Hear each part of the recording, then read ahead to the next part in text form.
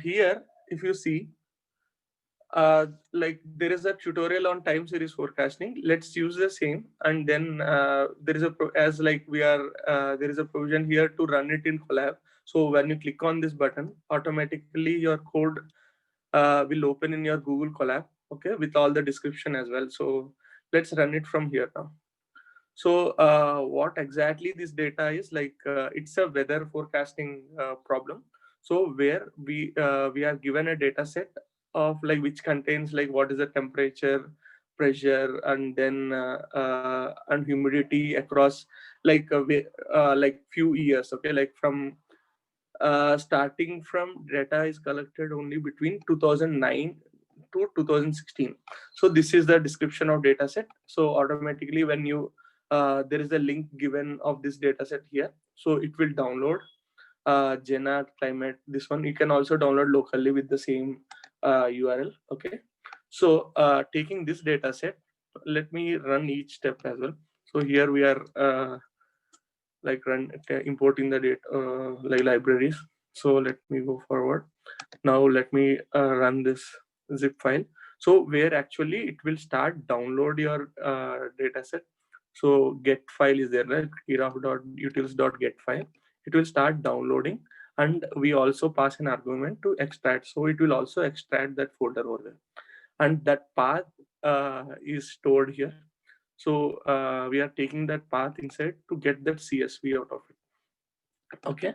So this is done. So next, so it is actually a CSV file, which you will get it here.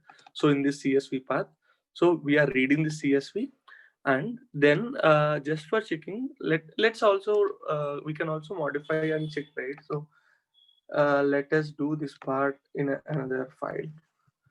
Okay, another cell. Let me run it and see like what data set it is.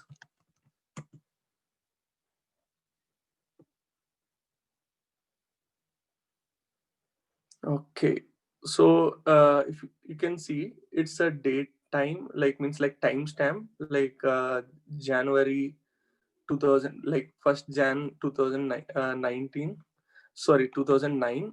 It started, and for every 10 minutes or minutes, like you got one data point. So at 10 minutes, 20 minutes, 30 minutes, so on.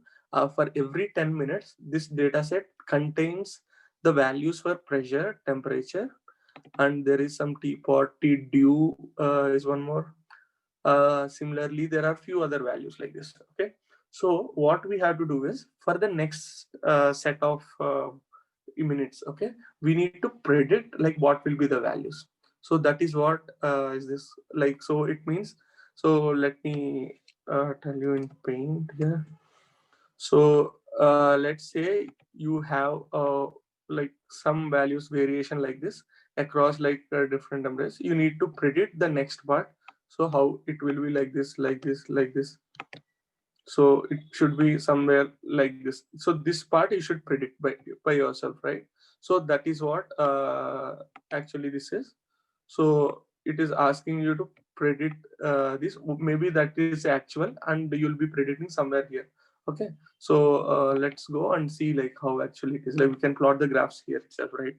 So let's try to what they are doing is like they are actually changing the date format here. So they have pop like date time. So they are taking a date time and making it in a format of date, month, year, and then her. So what it is, they are representing it here. So let's run it and see like what exactly it is doing. Okay, so here they are actually slicing some of the indices. Like they are not taking whole. Instead, they are taking only few. So let's run it and see like what they have removed. So you can see. So what they have done is they started from fifth row. They initially avoided few rows. Like, is there a reason for it? Like taken every sixth record. Okay, so what they did is like instead of all, they are taking every sixth record. The reason behind it is like they are taking instead of every minute. So here like 10, 20, 30, right? So instead they are taking hourly data because in 10 minutes did not vary much, or maybe they don't want to predict for every 10 minutes. Instead, they want to predict for an hour. So they took it only hour basis. Okay. So, and because they also removed this date as an example here, instead they just have this index here. So instead they removed this date time. So that is okay, because we know that it will be consistently here. So taking that assumption, so going forward, like so this is for plotting. So let's see how the plots look like.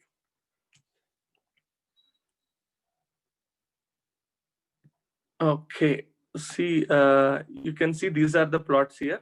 So for 2009 to 2017 something, so your temperature is varying like this. See, you can see some kind of a pattern right here. So maybe you can also estimate the next will be something like this, right? So that is what we need to do it along with ML. So something like this, it should be there, right? So we need to do the same estimate for temperature as well, and maybe for pressure and this as well, I think. Okay, so let's see. Okay, so coming one few steps further, so what this contains is like they're just doing transpose, nothing else, like not just describe and then seeing what actually it contains. So these are like if you do describe, what you have is like 70,000 values here, means those many rows, and this is a mean pressure, and this is your standard deviation, and so on. Okay, so what we do is like because this is tabular data, and you could also see if you see in min, there are like minus 999. So this is velocity, wind velocity. So wind velocity being negative value itself is absurd, and being like minus 999 is something like a something abnormal value. So what we do is we this signifies that like this tells that like we need to do like some data cleaning in this. So let's see the wind velocity. So what they have done is wherever there is this minus 9999, they have replaced with 0. Similarly, there are I think two rows that way, right? So there is wind velocity and maximum wind velocity, which contains these values. So those are being replaced with zeros. So nothing else in this. So to check now what is the min is like zeros now. So going step down. So this is just for plotting that. So if you plot histogram, so this is a histogram plot for your VD and like VW. So it's a 2D histogram. So what you can see, this is the value distribution. Wind direction values goes nearer to this, and then your wind velocity is towards 10 that time. So like that, this is a 2D histogram. So okay, going forward here. So this is all like data exploratory analysis, like PDA and all. Like so, you can do it by yourself. Like this has nothing to do with like deep learning. So then what they have done is they have calculated these new features, like which was wind velocity X and wind velocity Y. These are like each direction wise they have calculated features. So VD, you have an, also one more which is in degrees. So that because usually for calculations you don't measure it in degrees. Instead, you convert it into radians and then work. So what you do is in this degrees you multiply with by pi and divide by 180 to get a value in radians. So that wind direction radians, it has been taken, and x component, y component are calculated. Okay, so moving forward, what else is it? Oh, there is some error here. So what happened? So this is not found. Is it key error? Or did I run it twice? I think that's the issue, I guess. So I might have run it twice. So the in the initial stage it has like deleted this VW row. So once if you run it again, then there will be an issue. So let me run from beginning, or else like I'll be getting this error, at least from here. Okay. So, okay. So let's say we are through with data cleaning part. Okay. So similarly, they are also plotting this new XY axis. Now, similarly, there is this timestamp which has been saved already, right? So they are taken. So I am just skipping this forward. This is nothing, just to do the plots.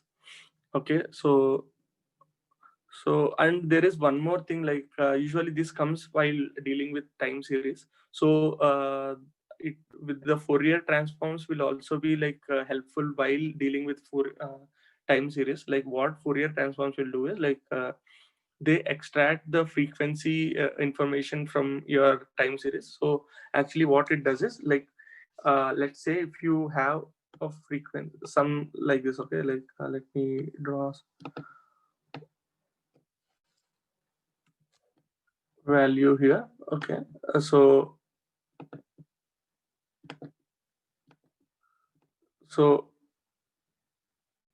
something like this. Okay, it doesn't look, this is a time series, let us assume this is a time series graph, and then this doesn't look to be a perfect sine wave, right, to record a frequency from it. So if it is a sine wave, maybe you'll be getting frequency as 2 pi by t. Okay, so from that you'll be able to calculate where t is this length from here to here. So if you can calculate this, if it is a perfect sine wave, then you can calculate frequency by 2 pi 2 into pi divided by capital T. Okay, so this will be the frequency. But here in this case, like this is not a sinusoidal wave. Okay, so what a Fourier transform will do is it will like actually convert any signal like which is non-sinusoidal into a series of sinusoidal waves. So what it does is like it actually tries to get a kind of a sine wave. Okay, assume that this is a sine wave. I did not draw it well. So like this, and also some series of sine waves. So sine wave and also cos waves as well, like not just sine waves. So something like this, like this, like this. So kind of a combination, like this plus that plus, and of a different frequencies. These are all different frequencies, right? So something like this. If you have one more, so combination of all these will actually give you this signal. So that is what it will try to give. So and the frequencies of each like actually like one with in multiple frequencies, like let's say one is fundamental frequency, what they call, and then in multiples of fundamental frequency, like means if it is like frequency is like 10. Okay, so and there will be frequency 10 hertz, like 20 hertz, 30 hertz, 40 hertz. So in that range, like you'll get a sinusoidal as well as a cos waves, and the combination will be your function. So what it does is this, if you do dot fft, it will automatically get those values, like, and like it will get the magnitude for each of these frequency. So how much is this frequency, how much is this frequency, so like that it will get some values. Okay, so those values will get stored here, and this you can analyze, like how much, what frequency is like dominating, what frequency is like this. So like that you can see some graph this way. Okay, so that is what is this fft. So did I run it?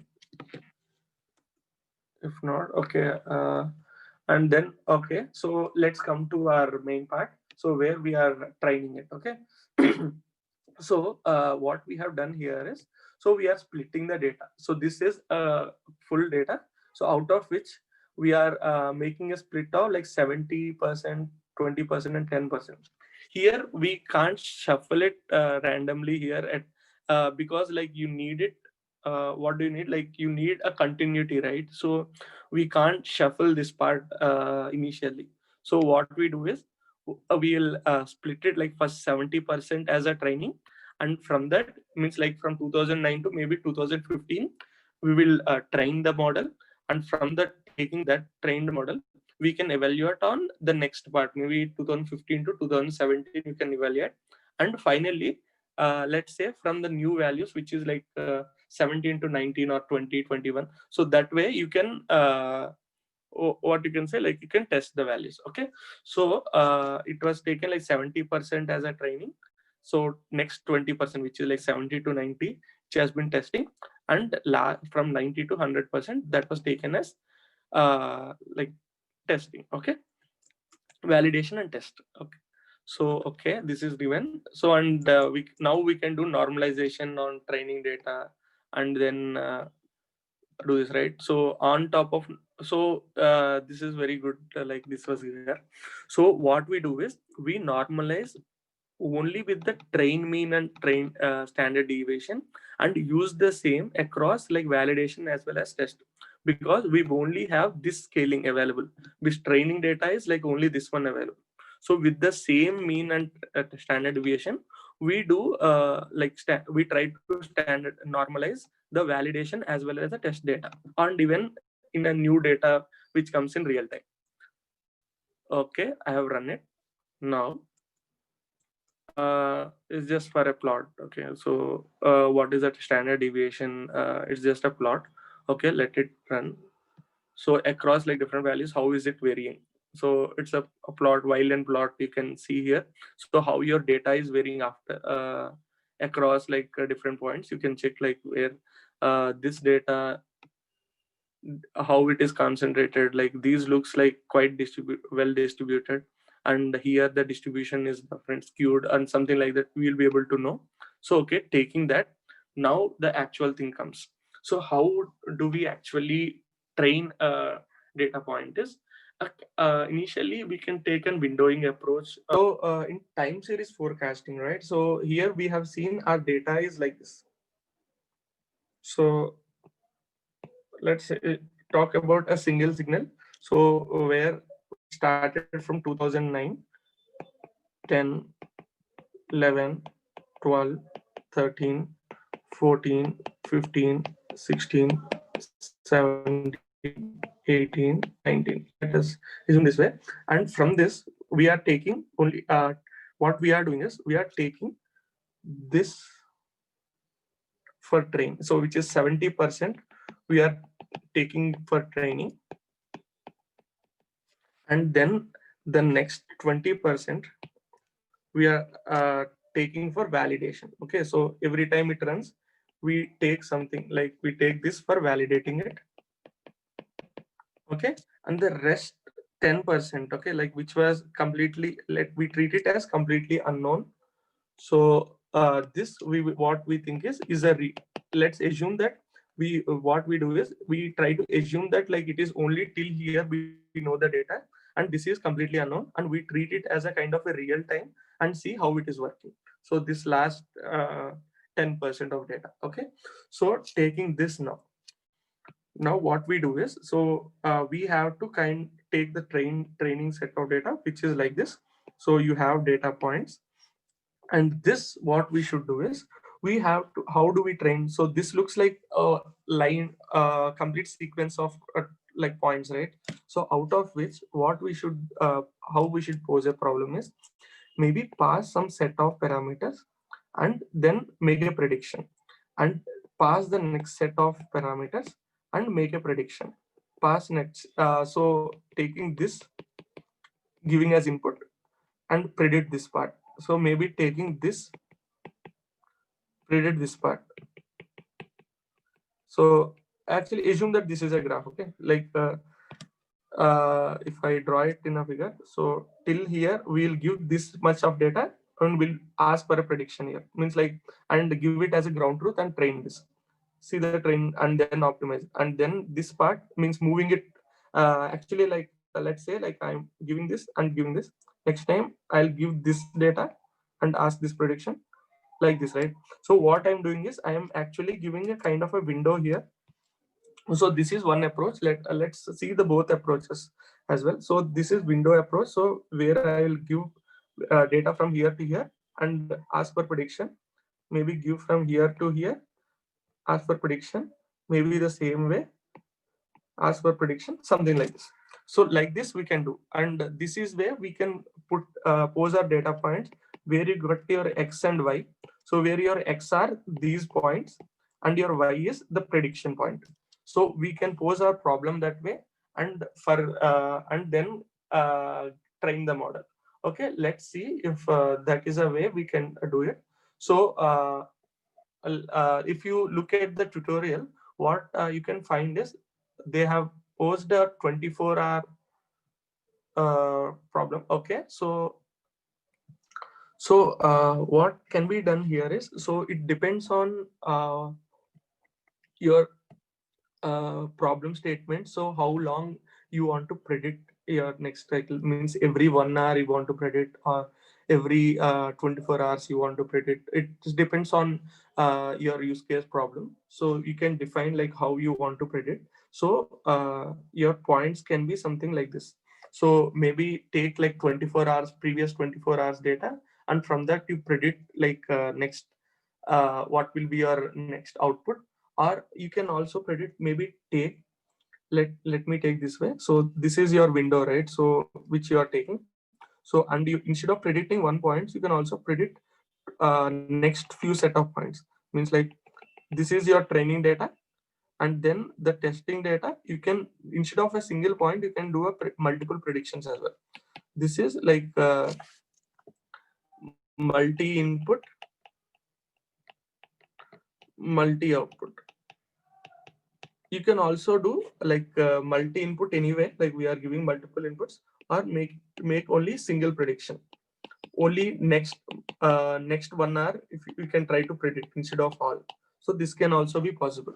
Okay, so that way, like how we can split this. So we can define a kind of a window size here. Window size, maybe some 6 is a window size which is taken. So in this tutorial, so let's use the same. So it means like if you take your timestamp, right? So start from 0, 1, 2, 3, 4, 5, and 6. So what you do is, till here you give as an input. So your data you give as input like 0, 1, 2, 3, 4, 5, 6. Okay, so you give it as an input, and then from that you make a prediction. Okay, so and this you do a prediction, the last cell, right? So where you have this, so here you make a prediction here. Okay, and this is how, like in this tutorial it is done. So this will be your input, and this is the output which you are trying to predict. Okay, so this will be your x, where you have features from x0, x1, x2, x3, x4, and x5, and your output y, which equal to x6. Okay, so like this. So now you can have a set of rows and columns, right? So if you because like you also have 7, 8, 9, 10. So now you pass this slide this window across like next points. Let me do that, like, and show it for you.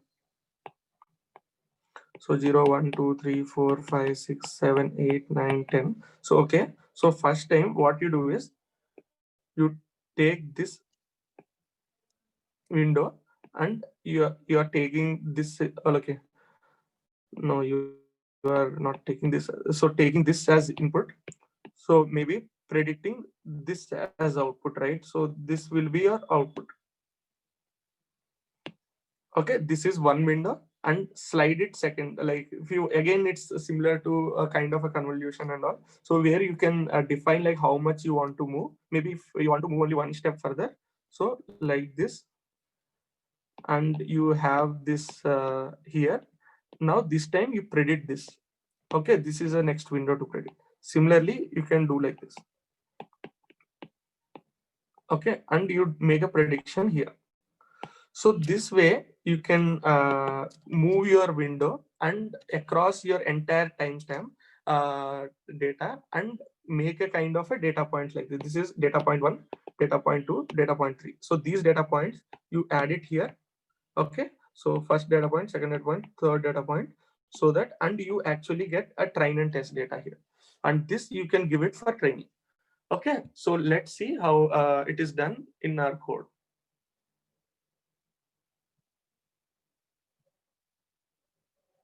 Okay, jumping back to the code, if you can see, it's the same thing which was done here. So here what they are doing is now here coming here, right? So they are windowing 2 as it's just for example, they have shown it like 24 width, and you can take an offset, and you can also do a prediction, not immediately, after few as well. Like maybe take first 24, not predict 25, maybe predict next after one day, means like 47 or 48 or something like that.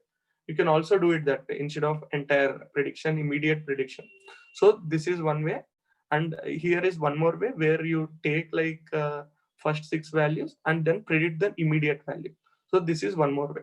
So taking this way, so this is a code to do the splitting and all. You can go through this code and get it. And they have defined a window generator where they actually did this. You can give a width, how much width you need and how much label width and all. So from that, you are able to generate it, and how much the shift you want to do that. And this is how like you have like 7 indices and you got like 47. This is one sample. Okay, so going forward, okay, taking this split, so what you do is like it's the same like implementation of the same. So let's see like now if in case now training is ready, right? So we are making it as a kind of a stack of windows here. So first this one at W2, W2 is that window size of 6 which we have taken. So total window size, and then this way let's run it and see like what it is. So window shape, and then you got like, now what you got is a kind of a inputs and labels here. Labels is this output, and this has run across with like more data points, and you finally got these inputs. Okay, so taking these inputs, what we have to do now is, okay, these are all plots again. So this I am skipping so that we directly jump towards this is a graph like which it is showing like you have your data points and we are trying to predict. You have a data points, we are trying to predict. So this way we have seen this like in notes. So let's directly quickly move forward to training of this data. So here is a data set. In this, like what is being done is like you can do a pre-processing as well. There is a function in like TF pre-processing time series from an array. So which will make these all these like you could just have to mention how much is a window size you need, and then it will make the batches and data set for you for the same kind of a tabular form what you explained, right? So same it will able to do. We this sequence like stride is this one, so which we are how much you want to skip for the next window. So taking that, so if you run it, so it will make this data set. If you do, then you'll be able to get the like actually your data in form of a data set. Okay, so now let's jump towards the train. So actually here it has been run across, this has been run across like 3 data sets, and finally we got like for both for train test and validation we got the similar format. Okay, so the same thing now they are, this is just for looking at it. So this is how the model can be. Okay, these are just for showing. Okay, like let's move towards, oh okay, there is a train here. So what they have done is, so they have imported some model here, so which is called baseline. So what does this baseline doing? So baseline is a Keras model to which they are passing inputs and getting output. There is not this is not a bigger model. It's quite simple model here. So if you take this Keras model and then if you call, then here they are giving these inputs as what like it will be taken automatically. So and you are getting a result. Okay, not much in it. So let's see what exactly is it. I was assuming that there will be RNN model which will be used. Yeah, now actually they started using it now. Okay, at least a dense layer here, and to this dense layer, they are passing an input and then getting an output from this. Okay, and then they are trying. I think they are going step by step. They are increasing the complexity. So this we have seen. So I thought there is an RNN model to it, like, but it doesn't look like that. So something similarly, like nothing much in this. Okay, now they started adding convolution layer, because like time, if data has some relation in within its neighborhood, right? So if it neighborhood has some kind of a relation, convolution layer will also give a better values. Okay, so this time they are, I think they are also trying with convolution layer. No, even here it's a dense, but actually using convolution layer will also improve your accuracies. So here what they have done is they have added multiple neural network, and from for it what they are doing is they are passing this windows what they have created as inputs, and finally that label they are trying to optimize on top of it. Okay, so let me run this again. So here compile and fit, they have defined it as a function where they it will be a regression problem, right? So if you take this, so what you want is like you are given a set of inputs and you want to predict y is a continuous value there, right? So it is posed as a regression problem. So that, I think, like if you jump forward, somewhere it should be there, this compile and fit I did not so this is a performance for it, like this it is, if you see this, it is like not very accurate. Even here it's not very accurate. These crosses are predictions, and your green is a data points.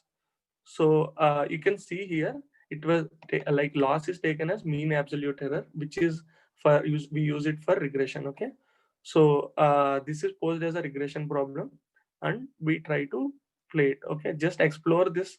So it may take a little time, so I'm jumping towards actual model which will be used. So next they started using first 1D convolution, which will again a kind of a window which will run across your time series and then get a relation, this time using a convolution filters. Okay, so this will be much better, I think. If you go forward and run it, maybe here it is still running the above plot, so I could not. Okay, that has run. Let me not run this. Let me run this convolution now. So this is actually, this particular notebook has tried all different possibilities. So here now this time they have run convolution layer, and similarly I think they will also do for RNN as well. Like, yes, so they, as this is what I'm looking for. So what they have done is here they also have used just a convolution layer and used it. But actually in case of RNN, what we also have seen is we don't have to give a kind of fixed input size, right? So it can be like we don't have to specify the windows and all. So without that, like if you just pass like more number of sequences at a time or less sequences at a time, still is fine. Like model is able to handle it. So this is a LSTM model where they have taken layers.lstm, and they have taken 32 LSTM layers one top of the other. So it's stacking of like 32 layers, a kind of like you have, we have seen yesterday, right? So how actually we use it in deep RNN. So we have one layer and on top of it one more layer, and we have a connection instead of a single cell. So we have 32 here. Okay, taking this 32, and then from out of those 32 outputs, you are doing a dense layer, so which is a fully connected layer. Finally, giving a single output. Units are one, right? So it's a single output here. So when you run this,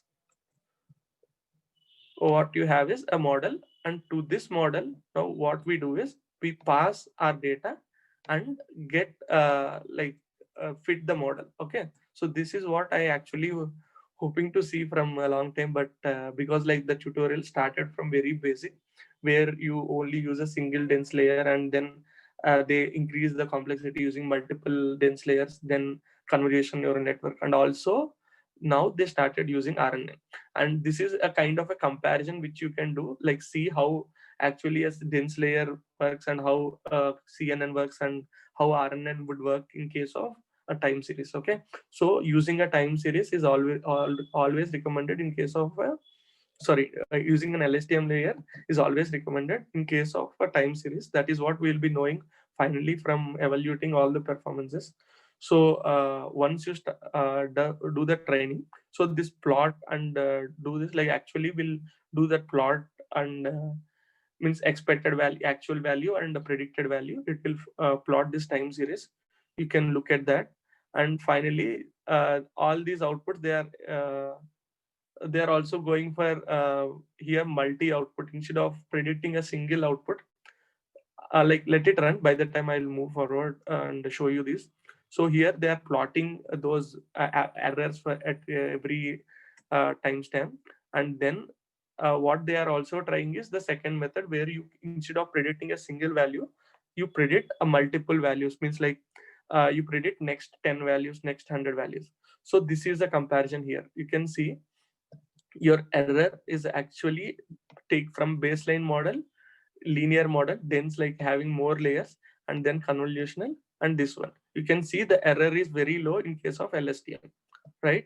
So this is how actually you can see that using RNN, LSTM, where you remember like previous relation, right? So that will be very helpful.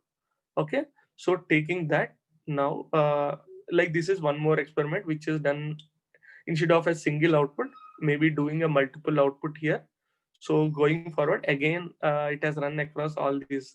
Like you can see number of output is not one now, it is number of features. Means like how many number of outputs you want, how many previous timestamps, like future timestamps you want to predict. So those are the number of outputs. Okay, so taking that, I'm not running it because it will take a lot of time. So if you go forward, so similarly for RNN as well. So you have this data, and finally instead of a single output, it is same. Like it will be instead of one output, it will be number. Maybe here they are predicting next 24 or next 100. It can be anything. So it's actually 19, it seems. So it will run, and finally you get an output. Okay, so this is about like LSTM. So to this, there are also this residual connections which we have discussed about it like during object ResNet, right? So the same is also applied. I think like here they also use the same to use it in ResNet, a residual vapor here on top of it instead of a sequential network. So out of which they also use the residual vapor, where there will be a connection from first to last blocks. So something like this is a model, right? So you have this kind of connection. These are called residual connections. We discussed about it during ResNet. You can look at it in a video evaluation of CNNs. You can find that video over there. So and they use this model as well, and just for checking the performance. Okay, so and finally they looked at all the accuracies. That's it about this plot. So, okay, but the thing is, oh, these look so many, they tried. Okay, so what finally we can say is, so instead of passing a single window, fixed window, you can have a multiple windows and pass it through RNN. Still, your code will work. Okay, so and then also one good thing is, so it will be able to remember and predict like next so many values. So you can also do one thing. Let me share my screen here, and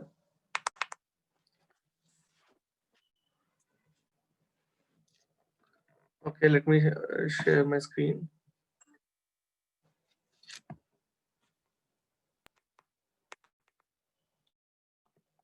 So coming here, so what you can do is, let's say you have a model giving first 24 from T0 to T24, you are able to predict T25. So instead of leaving there, you can run this model again and again, and then get the next values. Means like from T24, now take T1 and take the predicted T25, and then run and pass it through the model, and then you get the T26, and then again use this prediction from T1 to T20, T2 to T26, use it to the model, get prediction. So this is one way to do it, but actually this way will if you are having a single output and then rotating across it, so it will actually accumulate error over, means like maybe 25 it will have slight error, and using that as input again and getting one more, it will increase some more error at here. And if you use it again and then get one more as an input and get the next timestamp, it will give some more error. It means your data is like this. From here, if you want to get the next value, you took this, right? So now this you give as input. Now you got a second value. So this will also have like more error. Means like if this is deviating, so this will deviate more, and next will deviate some more. So it will start accumulating errors. So instead of that, you can have a model. You have inputs, right? So from different, and here instead of predicting a single output, you can do this multiple output, right? So at 0 to 24 you're predicting 25, 26, 27, 28, 29. So like this. Or you can also do 0 to 24 you give, and instead of predicting 25, you can start from 50, 51, 52, like this as well. This is also fine. Okay. So you can also do either way, like instead of immediate predictions, so or maybe predictions after 2 days, after 3 days. So you can do anyway this way. So both of them are possible. So mostly what is recommended is like using an LSTM blocks for these will actually improve the performance a lot. Okay. So how do you like give is like let me go through slightly regarding this model which they have used. So what they have done is LSTM. So let's say if you use if you consider a single block of LSTM, this will look something like this, right? So taking this block, so you pass single input here, and you have a hidden state, which actually again like this will be there, right? So and you get the output. So instead of taking output from here, what they have done is they used. So each one is a one LSTM cell. Let us assume that way. So LSTM, LSTM. So LSTM. So like this, you have so many LSTMs, one to the other. Okay. So they have taken this stack of values, and these values you got an output, right? So each value you get an output. So these outputs, what they have done is they use a dense layer to it, and maybe a couple of dense layers. You can use a couple of dense layers to it, and this final layer, it was taken as output. Similarly, in case if we have multiple outputs, right? So instead of predicting a single value here, so like this, instead of a single value, if you want to predict multiple outputs, then what you have is one more output, output 2. You have connection this way. If you want third output, you add this, you will get connections this way. Okay, just using a dense layer like this. And what we do is for this data, for each one, it's a mean square error, right? So use the mean square error and optimize it as a kind of a regularization. So you use an optimizer, and these weights will get adopted. Okay. So that is how actually time series forecasting can be done for a multiple windows. Okay. So this is how it is done. So if you go refer this like a tutorial, this even has like much more information, I guess. Like it's never ending. Like there are like so many things in it. So you can look at it, and then maybe you'll understand much better.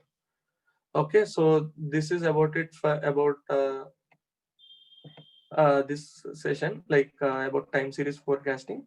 We can it is actually there are like many other models. Okay, let me jump to the last, like where you have the outputs again. So and before concluding this, so if you see like here we don't have to run, like this is already there with running, right? So if you go down, so finally this is how it has been predicted. So this blue green is the actual values, or no, crosses are the actual values, and green is what has been predicted here. Okay. Similarly, like these looks quite good. Like this is, I think, a final model where they don't even have. So it's a multi-step model where actually it has predicted well. So finally, there is a comparison between all those models over here. So last linear dense convolution LSTM, and there is also autoregressive convolution.